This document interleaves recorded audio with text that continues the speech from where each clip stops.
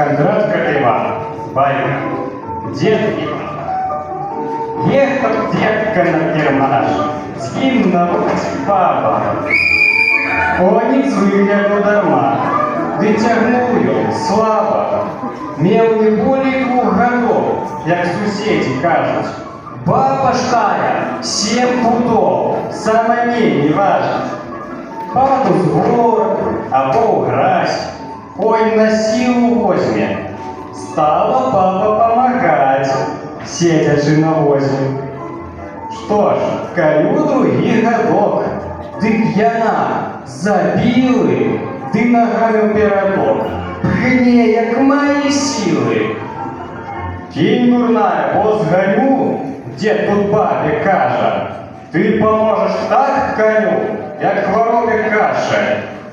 Ах ты, ёкупень старый, баба деда лая. Стой же тут, хоть ты с горы, мне беда малая. Потым, гоп, яна с колес села на дороге.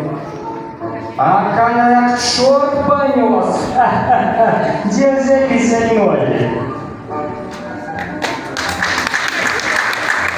Ва установах часам ёсць, ось такія ж бабы.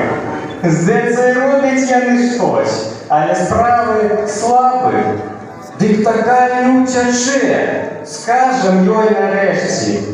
Мо без вас было б лягчэй. Паспрабуйце злезці.